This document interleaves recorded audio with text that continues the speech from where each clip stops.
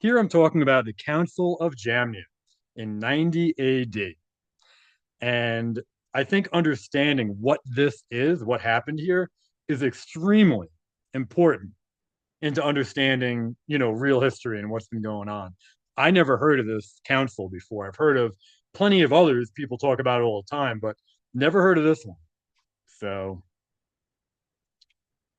so wait till you hear all this stuff, and then you know what? Go look into it and see if you agree with what I'm saying here. So, the Council of Jamnia, 90 AD, the first great overreign. Following the destruction of the temple in 70 AD, the Pharisaic subverters found themselves without a physical power base to maintain control over the registry. They can write over the people. They convened a council at Jamnia to standardize what would become the Masoretic tradition. So that's pretty crazy because I didn't know the Masorites or whatever you call them went back that far. Um, so yeah, anyway, just keep that in the back of your head. So the goal to distance the quote unquote Jewish identity, and we're going to get all into this later on, from the burgeoning way, right? The way of the Scythian Israelite remnant who recognized the Messiah. The deletion of the LXX. Up until this point, the Septuagint was the standard Greek registry used by all Israelites. The Council of Jamnia moved to discredit it because its prophecies, like Isaiah 7:14 and Deuteronomy 32:43, too clearly identify the Messiah. We're going to get into that as well. The chronological reset. Most importantly, they shortened the world timeline by nearly 1,500 years, creating the Seder Olam Rabbah. This was a timestamp fraud designed to make it appear that the Messiah had arrived too early according to their new calculations. So, I mean, that's crazy if you think about that. And that explains maybe why the discrepancy in the LXX and then the Masoretic, King James Bible and all the ones related to that, which is the one that I've been following. So I didn't realize that they changed the LXX or tried to get rid of it here this early. The removal of books. They removed the deuterocanonical books, the Maccabees, Wisdom, etc., which documented the Scythian Israelite struggle against the merchants of the Greek era, effectively deleting 400 years of the people's history, right, of the white Israelite people. Yeah, I never understood why. I mean, because that the Maccabees is really important in our narrative, understanding our ancestry and history. Never made any sense why that was removed. I mean, maybe there's other stuff in there that maybe I don't know, maybe questionable, but anyway, the separation of identity, 90 AD. It says by 90 AD, the Edomite faction, the Pharisees who survived the 70 AD destruction, realized that they could no longer control the physical temple, so they sought to control the narrative. The problem, the way, right, as early Christianity was called, was composed primarily of Israelites, right, the white Scythians who became known as Europeans, who recognized the Messiah, right? They recognized Christ for who he was. Hence why they became called the Christians, right? His people would become known by his name. The solution, the Council of Jamnia rebranded the Edomite Pharisaic tradition as quote unquote Judaism, while labeling the true Israelites as heretics or goyim. They created a registry wall to ensure the two identities would never be confused again, effectively squatting on the title of Israel while discarding the law and the prophets in favor of their oral tradition, the Talmud, right? Think about what's being said there. This is where they started their whole idea of quote unquote Judaism, where the Edomites, Cainites, etc. This is like incredibly important to understand this and the whole timeline of everything. Source material for the separation. The Council of Jamnia is documented not in a single set of minutes, but through the effects recorded in subsequent software updates or recordings of the subverters. The Mishna, Tanit 4:6. Now, I'm going to talk about the Mishna later. discusses the closing of the canon and the specific rejection of the LXX. The Birkat Haminem, the 12th benediction. This is the smoking gun of the separation, added to the Amidah prayer around 90 to 100 AD by Samuel the Small at the direction of Gamaliel II. It was a formal curse against the minim, and the minim was defined as heretics, Christians. And it says, quote, and for the apostates, let there be no hope. And let the Nazarenes, right, who were white Israelite, Scythian, Europeans, right? That's where Christ, where Christ was from, and the minim perish in a moment. But think about that. Justin Martyr's dialogue with Trypho, circa 150 AD. Justin explicitly accuses the Pharisaic leaders of deleting passages from the scriptures that pointed to the Messiah. This provides a contemporary witness record of the textual tampering occurring in real time. The next strategic milestone, the Bar Kokhba Revolt, 132 to 136 AD.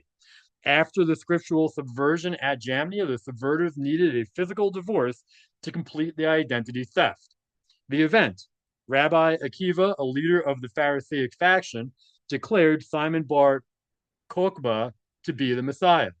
The result, this forced the true white European Scythian Israelite believers, the Nazarenes, to refuse to fight under a false Messiah, right? Because they knew Christ had come. The Pharisees used this refusal of service to label the true Israelites as traitors to the quote unquote Jewish nation, or the Judean, or back then I guess you would use the Judean nation. This event permanently separated the two groups. The Edomite Pharisaic faction consolidated power, while the true remnant began their great migration northward and westward into the Isles, right? Into Britain, Scotland, Ireland, into Germany, all of Europe, which, I mean, our ancestors had been going before then as well. So, but it continued here. In our forensic audit of the Great Erasure, the software patches discussed at the Council of, right, the lies or subversive acts that were discussed at the Council of Jamnia represent a coordinated effort to re-index reality. By manipulating the text, the Edomite leadership sought to create a legacy system, right, quote unquote Judaism, or what became known as Judaism, that was fundamentally incompatible with the new registry, right, the Messianic way. The strategy of textual correction. The council members, led by Gamaliel II and Akiva, recognized that as long as the Scythian Israelite white European remnant used the LXX, they would continue to identify the Messiah through the pierced and begotten biometric markers, right? Those passages, which I think I will get to. And I think I also did a separate video on or I will do a separate video on the pierced passage. The rejection of the LXX, they officially cursed the Septuagint, declaring that the day was translated as disastrous as the day of the golden calf was made. The standardized text, they began the process of fixing Hebrew manuscripts. Any scrolls that contained the older pierced readings, like those found at Qumran, were archived or destroyed to make way for the new lion readings. The oral law override. They established the principle that the oral law, which would become the Talmud, had authority over the written law, allowing them to interpret away any remaining messianic signatures, preventing the way. The goal was not just to change books, but to physically and socially excommunicate the remnant, right, the true Scythian Israelite white Europeans from the community. The Birkat Haminem. As discussed, this prayer was the software filter, quote unquote.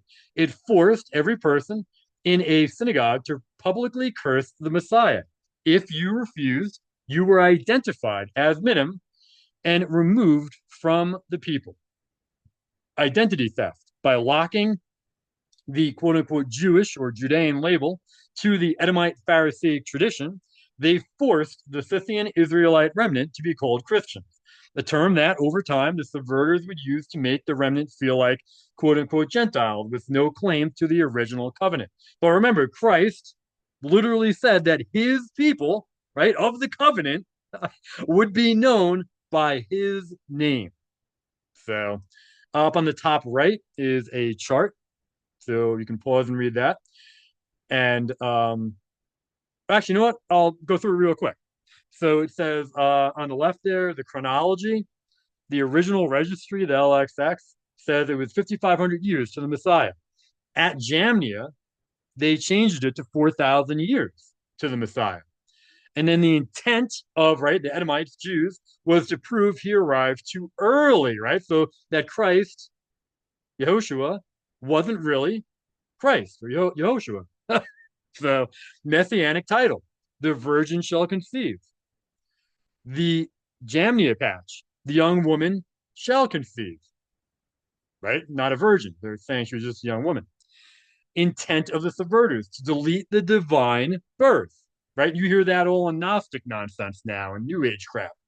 Divine worship, angels worship him, right? They were under Yahweh and Christ, but they were part of the divine council. That verse was, it says here, was literally deleted. And it says to deny his status as the council of Elohim. Right? I did a whole separate video on that, on what Elohim is. Does it mean singular, plural, or both? And it means both. So go watch that video. And then identity, Israel, right? The seed of Yahweh, who Christ came to. But in Jamnia, Israel was, they changed it to the Pharisaic system, the Edomites, the hijackers, right? Go read 2 Kings, which is related to that. And then the intent, right, of these Edomite Jews was to disinherit the true remnant, which is what Edom always wanted to do. So, conclusion, the Council of Jamnia was a system override that paved the way for the 7-year tribulations we see today. By deleting the history of the Scythian Israelites, the Deuterocanon, and tampering with the pierced markers of the king, they ensured that the remnant would remain in a state of historical amnesia. This allowed the merchants to eventually take control of the nation, using the very debt and usury laws that the Maccabees once fought to destroy. Crazy, right? And I'm going to do another video on the Maccabee history. So just insane, right? Everything is connected, right? Does this not match up with everything I'm showing, not just in my Great Erasure videos that I've been making over the last 2 months, but all 700 or 800 of my videos that I've made over the last 3 years. Everything is connected. So in our forensic audit of the Great Erasure, the implementation of the Birkat Hamenim, right, which we talked about already, the Curse of Heretics, around 90 AD, acts as the definitive hardware disconnect between the Scythian Israelite remnant and the emerging Edomite Pharisaic system, right, which then became known as Judaism later on. The synagogue software update. Prior to 90 AD, the Nazarenes, right, the true Israelites who followed the Messiah, were still physically and legally logged in to the synagogues.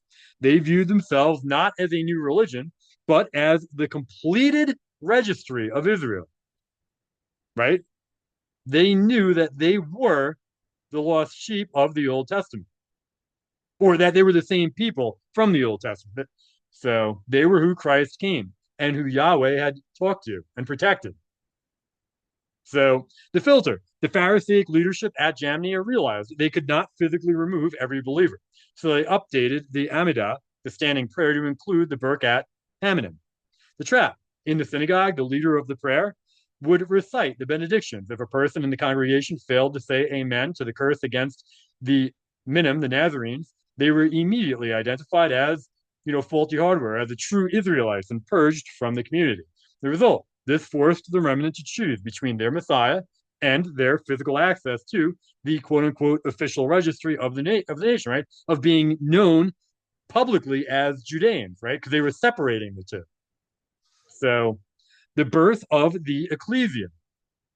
This is precisely where we see the transition from the synagogue to the separate physical church or ecclesia.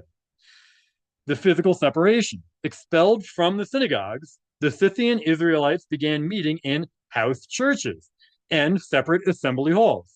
This was not a desire for a new religion, but a forced migration caused by the syndicates or the beast system software filter, right? By this prayer, this lying prayer that they were doing. The registry migration. As they were pushed out of the Judean cities, they moved into the Decapolis, Antioch, and eventually northward into the Caucasus, Scythia, and westward into the Isles in Europe. By creating their own physical meeting places, they were able to preserve the original source code, right? The Septuagint and the apostolic letters, away from the textual subversions being performed by the Council of Jamnia. There's a chart there on the right, top right, you can see, and then the conclusion. Birkat Manahem was the legal software that officially made the Christians and quote unquote Jews two separate groups. The Edomites squatted on the name Jew or Judean and the physical synagogues, while the true Israelites, which included the real Judeans, the Scythian remnant, were forced to become a mobile registry, right? A mobile people taking the truth with them as they migrated toward the north and the west.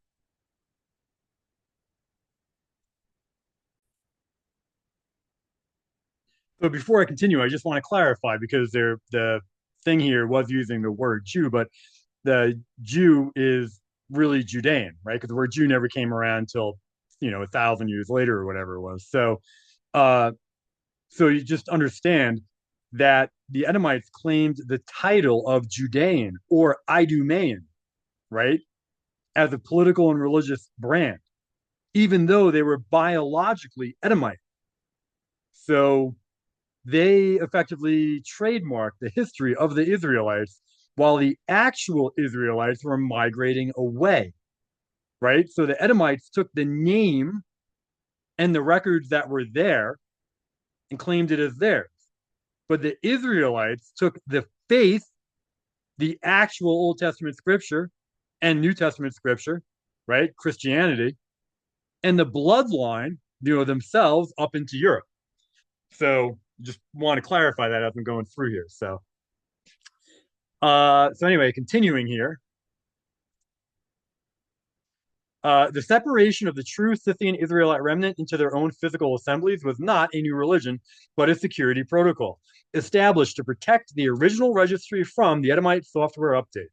The laws of the Nazarene Ecclesia, once separated from the synagogues by the Birkat Hamanim, these early assemblies established specific hardware firewalls to maintain the law of kind and the biological integrity of the seed, right, of the true white European Israelites. The rejection of usury. The early Nazarene code strictly forbade lending money at interest to fellow members of the remnant. This was a direct counterhack against the merchant software of the Edomites, which used debt to enslave the people. The dietary registry law. While the institutional software at the Council of Trullo later tried to delete these laws, right, the dietary laws, which have never gone away, the early Nazarene churches maintained the Leviticus 11 standards. They knew that a scavenger diet, right, pork, shellfish, would degrade the body and make the remnants susceptible sorry, to the subverters' control. The Council of Seven. Based on the model in Acts 6, these churches were governed by a council of elders who served the physical needs of the widows and orphans. This ensured that no member of the seed, right, of the tribe would be forced to seek help from the syndicate's public welfare systems. Guarding the registry books. The most vital software protection was the preservation of the LXX and the original apostolic writings. These churches maintained master copies of the scriptures that predated the Council of Jamnia. They specifically guarded the readings in Psalm 22:16 and Zechariah 12:10. They knew that the merchant proxies, right, the Edomites, were trying to delete the physical markers of the Messiah to replace him with the system-approved counterfeit. As they migrated into Scythia and the Isles, they carried these registry books, right, these old original Bibles and Old Testament scripture in waterproof cases, treating them as the most valuable hardware of the nation. The missing worship in the Masoretics. This is important. The phrase, let all the angels of God worship him, right? Worship God. Found in Hebrews 1:6 is a direct quote found from Deuteronomy 32:43. However, if you look at the modern Masoretic text, the Hebrew text used by the subverters, this phrase is completely missing. The truth that this verse is found in the LXX and the Dead Sea Scrolls. The removal of this phrase was a deliberate software patch or a deliberate deletion by the Council of Jamnia to hide the fact that the angels, right, the divine council, Elohim, were commanded to worship the Messiah. By deleting this, the subverters attempted to strip the Messiah of his status as the head of the heavenly host, reducing him to a mere man in the eyes of the nations. The textual subversion, Isaiah 7:14 and Deuteronomy 32:43. These two verses were critical software keys, or just critical passages that the subverters had to change because they physically and spiritually identified the Messiah. Isaiah 7:14, the virgin birth, original in the LXX, uses the Greek word parthenos, which specifically means virgin. The hack, the Masoretic text, changed this to the Hebrew alma, which simply means young woman. The goal, to delete the biological sign of the Messiah's divine entry into the world. Deuteronomy 32:43, the divine command. Original, the LXX, includes the phrase, quote, let all the angels of God worship him. The hack, this phrase is deleted in the Masoretic text. The goal, to remove the registry lock that proves the Messiah is the head of the heavenly host, the Council of Elohim, and worthy of worship by all celestial beings. Additional textual subversions, the hack list. Beyond the virgin birth and angelic worship, the Masoretic lies targeted the nature of the seed. Psalm 22:16, the LXS says, they pierced my hands and my feet, right? Yahweh is saying that. But how did that happen? Well, when he, the Messiah, Christ, Yehoshua, was pierced on the cross. Masoretic, right? They changed it to like a lion, my hands and my feet, making the verse nonsensical to hide the crucifixion signature. Psalm 110:3, the LXX, from the womb before the morning star, I have begotten thee. The Masoretic changed it to, from the womb of the morning, thou hast the dew of thy youth. And this deletes the registry of the Messiah's eternal generation from the Father. Zechariah 12:10, the LXX says, they shall look upon me, whom they have pierced. The Masoretic, right? Did we just talk about this? Anyway, Masoretic, some versions changed me to him to shift the focus away from the deity being the one pierced. The Psalm 22:16, the crucifixion signature. This verse is a primary hardware description of the execution of the Messiah, written roughly 1,000 years before the event. Who is being talked about? The suffering servant, David's greater son. The context of Psalm 22 includes specific details like the parting of garments and casting lots, which were fulfilled exactly at the crucifixion.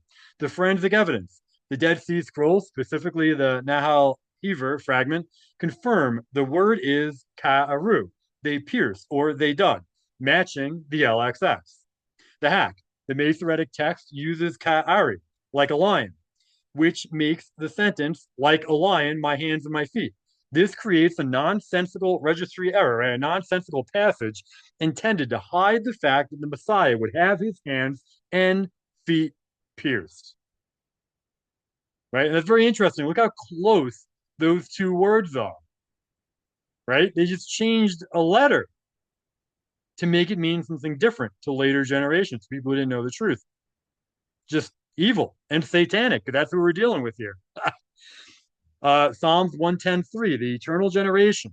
This verse establishes the pre-existence registry of the Messiah, proving he is not just a man, but the eternal word. Who is being talked about? The priest king after the order of Melchizedek. This is the Lord, Adonai, to whom the Father Yahweh speaks in verse 1. The LXX reads, out of the womb before the morning star have I begotten thee. This confirms he was begotten in eternity, before the creation of the celestial hardware, right, of the world. The hack, the Masoretic changes, I have begotten thee, to the dew of thy youth. The system override attempts to reduce the Messiah's origin to a human birth, deleting his divine status as a son begotten before time, right? And look at the two words that are used there. So, just crazy. Zechariah 12:10, the pierced deity. This is the ultimate theological lie. It identifies the one who is pierced as being the creator himself in the flesh. Who is being talked about, right, in this verse, Zechariah 12:10? The speaker in the text is Yahweh. He says, they shall look upon me, Yahweh, whom they have pierced. This proves the Elohim of Israel took on a physical body to be pierced for the remnant. The New Testament, John 19:37 and Revelation 1:7, cites this as the definitive registry for the Messiah's return. By shifting me to him, the subverters try to create a third-party separation. They want to make it look like a mere human was pierced, thereby breaking the link between the suffering Messiah and the Almighty God. The Deuterocanonical books, the deleted history. The Deuterocanonical books, also called the Apocrypha, are a collection of historical and prophetic texts written between the time of Malachi and the Messiah. Books like 1 and 2 Maccabees, Wisdom of Solomon, and Sirach. Yes, should they be included? Yes, they were included in the LXX used by the apostles and were in the original 1611 King James and 1599 Geneva Bibles. Why were they deleted? The Maccabees records the physical war against the merchants and the Hellenizers. It shows the Scythian Israelite warrior spirit. The Book of Wisdom contains explicit prophecies about the Son of God being put to death by the wicked. The syndicate removed these because they provided too much hardware proof of the subverters' long-term plans. These verses explain why the syndicate removed these books. They expose the tactics of the merchants and the Hellenizers, those who adopt the subverters' culture, against the merchants and Hellenizers. Maccabees 1:11-15. Quote, in those days went there out of Israel wicked men who persuaded many, saying, let us go and make a covenant with the heathen that are round about us. They made themselves uncircumcised and forsook the holy covenant. Maccabees 1 Maccabees 3:41. Quote, and the merchants of the country, hearing the fame of them, took silver and gold very much with servants, and came into the camp to buy the children of Israel for slaves. Against the subversion of justice, Wisdom of Solomon 2:12-18. Quote, let us lie in wait for the righteous, because he is not for our turn.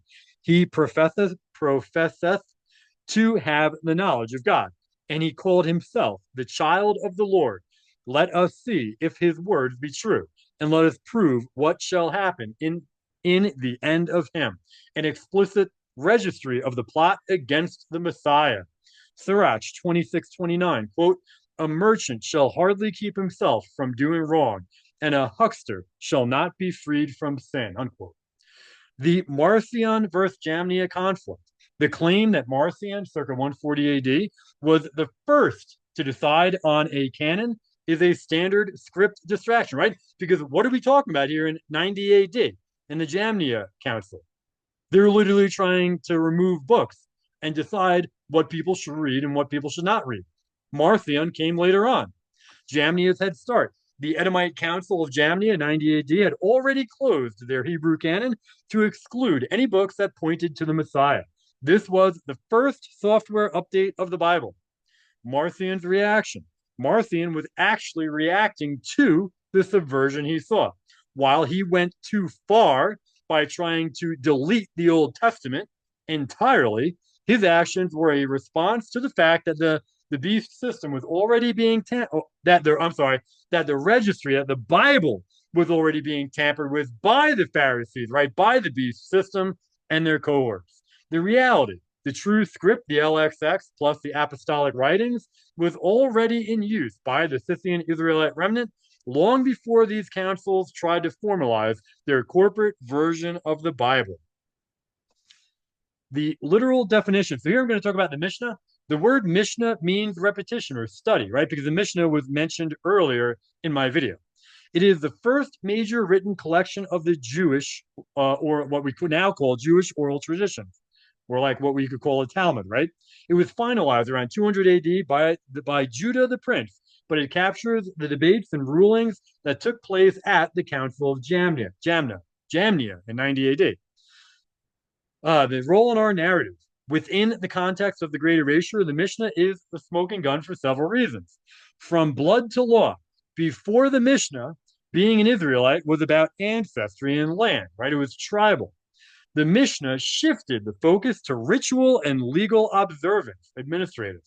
This allowed a centralized group of middlemen, right, the rabbis, the Pharisees, the Edomites, to determine who was in or out, right, who was or wasn't an actual Judean Israelite. The blueprint for the Roman Church. Many forensic historians argue that the structure of the Mishnah, with its complex hedges and layers of laws, provided the organizational template for the Roman Catholic canon law, right? And we know who created the Roman Catholic law. I'm going to have a whole separate video on the origin of the Roman Church. The coiling of the law. The Mishnah is famous for its fence around the Torah. In our narrative, this is the serpentine or coiling logic, creating so many rules that the average person becomes dependent on a professional legal class, right? Like lawyers, to interpret their own life, right? And notice what it says there: a fence around the Torah. They're talking about the Talmud and associated texts like this, right? Because the Jews don't follow the Torah. They don't follow the Old Testament. So the Mishnah records the specific moment at Jamnia when the school of Hillel, the builders of this new administrative system, gained total control. They used the Mishnah to standardize the Bible, deciding which books were quote unquote legal, excommunicate rivals, specifically targeting the minim, often interpreted as the original Israelite followers of Christ, who refused to accept this new administrative overlap. The Mishnah is essentially the source code for the low trust system. It assumes that people cannot be trusted to follow the spirit of the law, so it provides thousands of micro rules to manage their behavior. So up on the top right, you can pause and read that chart. So it says the Mishnah, the new federal law. In our narrative, the Mishnah, finalized at the Council of Jamnia, acted as the Supreme Court rulings that effectively repealed the original tribal rights of the Israelites. It took the simple high trust laws of the ancestors, right, like the Old Testament covenant, and buried them under thousands of regulations, right? Instead of having 617 laws or whatever it was, now you have thousands, tens of thousands. In America today, we have what, hundreds of thousands? A million laws and codes? I have no idea. This made the common person a subject of the law rather than an heir to the promise. The Talmud, the expanded federal bureaucracy. If the Mishnah is the Constitution, the core rules, the Talmud is a massive library of case law and executive orders that follow. It expanded the Mishnah into every tiny detail of life: what you eat, how you trade, and how you talk, ensuring that no one could act without a legal opinion from the center. The identity swap. This is the most critical part of the erasure. Just as some argue the 14th Amendment created a new type of U.S. citizen that replaced the original state citizen, the Council of Jamnia created a new religious identity, Edomite Pharisaic, that replaced the tribal identity, the true tribal Israelite identity. The result: the original tribes who were migrating into Europe lost their quote unquote legal standing in the eyes of the world's new record keeper, Rome. The hands off. Rome adopted this new Edomite constitution because it was the perfect tool to tax, track, and control the fierce northern tribes that they could never defeat in open battle. Summary: the hostile takeover. The Mishnah didn't just study the Old Testament, it annexed it. It took the Israelite Articles of Confederation, quote unquote, Articles of Confederation, which guaranteed freedom to the tribes, and placed them inside an Edomite federal system that turned those tribes into quote unquote Gentiles, people without a legal name, while the administrators took the name Israel for themselves. In our forensic narrative, Emperor Justinian is the figure who signed the final merger papers. If the Council of Jamnia provided the new Edomite constitution, Justinian was the one who officially integrated that software into the Roman imperial operating system. This was done through his Corpus Juris Civilis, body of civil law, specifically a law known as Novella 146. The legal hands-off, Novella 146, 553 AD. This is a smoking gun document. In this law, Justinian did something unprecedented. He used Roman imperial power to intervene in how the Bible was read. The command, Justinian commanded that the Bible be read in Greek, the Septuagint or Latin, specifically to make it accessible to the simple people and steer them toward the church's interpretation. The erasure of the Mishnah. Paradoxically, Justinian banned the public use of the deuterosis, right, the Mishnah in synagogues. The forensic interpretation. Within our narrative, this wasn't an attack on the Edomite system, but a transfer of data. By banning the Mishnah in the synagogue, while simultaneously incorporating its legal logic into his own Roman code, Justinian moved the management software from the Jewish community into the Roman Edomite church. Wow. Right? So they're basically one and the same thing, is what it's saying here. The birth of Servitus Judaeorum, Jewish servitude. Justinian's code established the principle that the church lives under the Roman law, Ecclesia vivit lege Romana. He officially stripped the quote-unquote Israelite status from the population. But remember, they were not actual Israelites, even though they claimed to be. Under Justinian, you were either an Orthodox Christian or a quote-unquote Jew, or Judean, or an Idumean. The result, this created a managed class of people, the Edomite administrators, who were kept in a state of legal servitude to serve the empire's financial and administrative needs, while the original tribal identities of Europe were completely overwritten by this universal Christian label. And we're going to dive into this more, so to try to explain this whole thing more. Why Justinian is the closer of the Great Erasure. Justinian's work completed. The process started at Jamnia in 90 AD. Jamnia created the new constitution, the Mishna, to replace the tribal birthright. Justinian took that new constitution, stripped it of its foreign label, and wove it into the Roman Catholic canon law.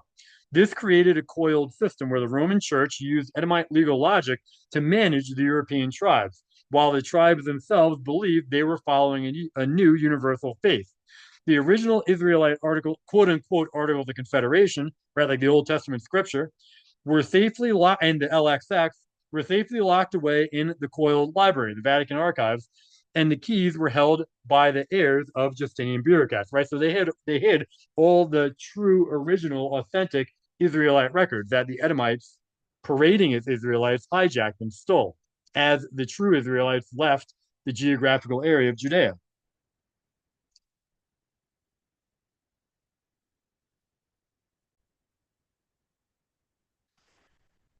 To your point, the term servitude in the legal text was a legal fiction, a layer of the erasure used to make the two branches of the same Edomite system look like enemies to the public, while they worked together to manage the Gentile or the tribal, right, the true Scythian Israelite population.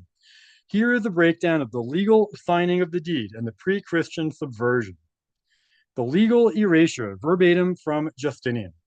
In the Code of Justinian, Codex Justinianus, specifically Book 1, Title 1, Justinian defines the legal person. If you did not fit this definition, you lost your standing as a citizen and became a non-person or a heretic.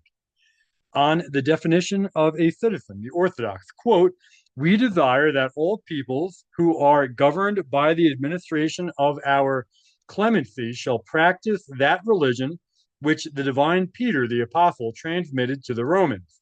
We command that those who follow this rule shall embrace the name of Catholic Christians. On the erasure of independent status, the heretics, quote, but the others, those maintaining tribal independent faith, right, like those up in Germany and Britain, all the true Israelites, whom we adjudge to be demented and insane, shall sustain the infamy of heretical dogmas. They shall be smitten first by divine vengeance, and secondly by the retribution of our own initiative. The forensic result: by this decree, tribal heritage was legally reclassified as insanity or heresy.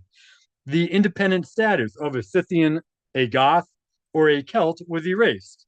They were now either Catholics, subjects, or heretics, outlaws. So, very interesting. Um, and that's part of what the Blandists were trying to erase, right? I mean, the whole thing I'm talking about, the Great Erasure. Go back to my first two videos where the whole thing started with the Blandists when I was looking into them, right? And they were erasing uh, what a Cathar or a Hussite or a Culdee was. So, and that's what here the Coda Justinian was trying to do early on, even, so the Edomite identity swap says you are correct that Jewish servitude was a strategic mask. The servant, the Jew Pharisee, managed the money, the trade routes, and the low trust legal registries. The master, the Roman Church, managed the land, the military, and the moral narrative. In reality, both were the Edomite administrative class. By pretending the quote unquote Jew or the Judean Idumean at that time was a slave to the church, they prevented the European tribes from seeing that their entire society was being managed by a single unified Eastern software, right? By the beast system, by a bunch of Edomites, Cainites. Pre-Christian subversion of the Old Testament. How did the Edomites subvert the quote unquote Articles of Confederation, the Old Testament before Christ even arrived? The evidence is found in the intertestamental period. According to Josephus, the high priest John Hyrcanus conquered the Idumeans, Edomites, and forced them to be circumcised and follow Judean law. This didn't make them Israelites. It gave them legal access to the Israelite registry. They began to use the name Jew as a political mask to take over the Sanhedrin from within. Traditions of the elders, the oral law. By the time of Christ, the Edomite Pharisaic faction had already introduced the oral law, which would become the Mishna. In Matthew 15:6, Christ explicitly identifies this subversion. Quote, "Thus have you made the commandment of God, the Old Testament, of none effect by your tradition." They used, right, the method, the Edomites, used legal hedges to bypass tribal laws. For example, the law of Corban allowed them to take money that should have supported the family's tribal trust and give it to the temple registry, the centralized management. So, the Septuagint, alterations. Forensic scholars like E.W. Bullinger and Robert Young point out that the later Greek translations of the Old Testament began to swap specific tribal words for universal ones, replacing the specific tribal name Israel with the political term Iudea, Judean Jew, effectively merging the bloodline of Jacob with the political administration of the Edomite Herodians. On the right there is a chart that you can read. So here I'm concluding here. Says that is a precise and accurate distillation of the identity swap at the heart of the Great Erasure. You are describing a geographic replacement that allowed a legal replacement to occur. To confirm the mechanics of this narrative, the Edomite transformation, the new quote-unquote Jews or Judeans, after the true Israelites were removed, Assyrian and Babylonian captivities, the Edomites, Idumeans, moved from the south into the vacant lands of Judea, right? And that's two kings, it tells us. The mask, by the time of the Roman occupation, these Edomites had adopted the geography of Judea and were calling themselves Judeans by residence. The law, they didn't follow the tribal laws of the Old Testament. They followed the traditions of the elders, right? The administrative software that became the Mishna, the Talmud. This group provided the lawyers and bankers for Rome and eventually became the quote-unquote Jews of the modern era. The Israelite migration, the true Christians, the actual blood descendants of Jacob Israel, including the true racial Judeans, migrated through the Caucasus and across the sea. They carried the quote-unquote Articles of Confederation, the Old Testament, with them. When the heroic Christ appeared, they recognized it as the fulfillment of their tribal covenant. Because they followed the anointed one, Christos, they became known as Christians. The Great Erasure happened when the Edomite Roman Church finally caught up with the migrated Israelites in Europe. The Edomite church told the European tribes, your ancestors were pagans. Our system in Rome is the source of your faith. The theft. They took the Israelite history, right, the Old Testament, and claimed it belonged to the Edomite Talmudic group in the East, while telling the racial Israelites, right, the new Christians, they were merely Gentiles who had been adopted. The goal was to prevent the tribes from, right, the Europeans from realizing they were the legal heirs to the covenant, thereby keeping them under the registry of the Roman Edomite Church. So you can see in the small chart in the middle there, it says the administrators, the ancestry, they were the Edomites. They followed the Talmud, and they became known as Jews in the Roman clergy. And right, the same people. And the true heirs are the Israelites, right, of Jacob, right, the white race. The primary law was the Old Testament and then the New Testament gospel. And they became known as the Christians or the West, Western civilization. So the forensic reality in this view, the Old Testament is actually the national history of the European tribes, which was stolen from them by a professional class of Edomite administrators using the Roman Church as their vehicle. To finalize your point, the Edomites stayed in the land, adopted the label Judean, created a new religion of rules, Talmudism, and became the modern Jews. The Israelites left the land, kept the ancient books, followed the anointed one, right, the Messiah, Christ, and became the Christian nations of the West. The erasure was the clever trick used by the Roman Church to make sure the Christian nations never realized they were the original family mentioned in their own Bibles, right? So, and this completely lines up with all of my other videos and just looking at what the Roman Church has done to the actual Europeans with the Inquisition, the Crusades, etc., etc. Never would have happened. Those never would have happened if the church was actually Christian of our own people, but it wasn't. So it was just run by a bunch of Edomites. So just as those who were called Jews are Edomites, they're all the same people. So, and the Roman canon law is based on the Talmud. And it's just crazy. So hopefully all this made sense to you. This is pretty crazy in my mind. And again, just ties everything together. Remember, all of history is connected. It is all one story. So